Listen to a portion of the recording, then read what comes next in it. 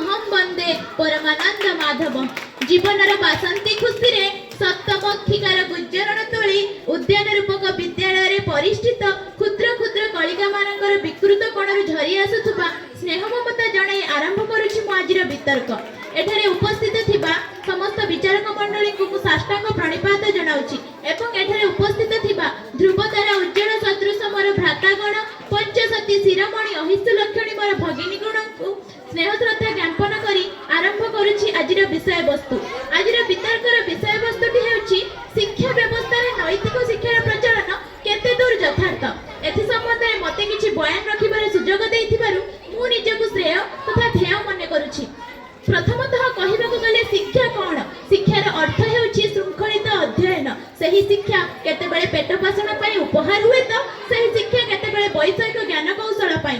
किंतु आजिर शिक्षा अनुष्ठान माने विभिन्न प्रकार शिक्षार प्रचलन करिसंती जेपरि कि गणित हिंदी विज्ञान और संस्कृत। सेथिर मते संस्कृत नीतिबाणी रे केतेक मात्रा रे पर्याप्त परिमाण रे नैतिक शिक्षा अछि जहां पर्याप्त नुहे पिलामानकर लक्ष्य साधन रे सहायक नुहे।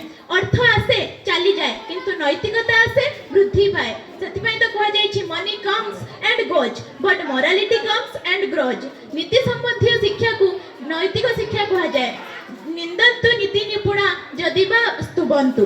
जेते पर्यंत आमे नीति को ज्ञान करि नहंती बा स्तुति करि नहंती से पर्यंत आम पाखरे नैतिक शिक्षा परिलक्षित हेबो नाही।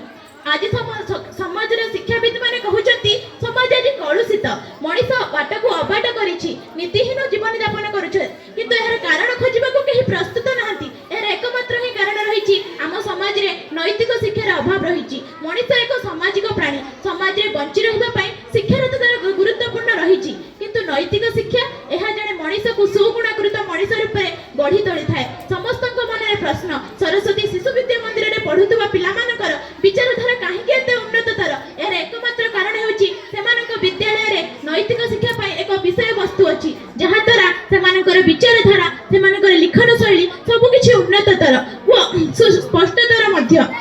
किंतु हमर सरकार विभिन्न प्रकार शिक्षा प्रचलन करूछंती विभिन्न प्रकार व्यवस्था करिसंती किंतु एथि संबंध रे कोनोसी व्यवस्था करूनाती। किछि प्रकार कार्यक्रम रखिसंती जेपरि कि विद्यालय रे ड्रामा नाटक ए सबुर तथापि पिला माने समानकर लक्ष्य साधन पई विषय पाई पारु नाहंती जहा समानक लक्ष्य साधन रे सहायक हेई पारु नाही। शेषरे मु एतिकी कहिबी समस्त कहउचंती युग परिवर्तन हेइछि विज्ञान उन्नततर होइछि किंतु आज भी समस्त जानिछंती अनीति दुर्नीति भ्रष्टाचार ए सब देखा देउछि जहार एकमात्र कारण हेउछि एही नैतिक शिक्षार अभाव।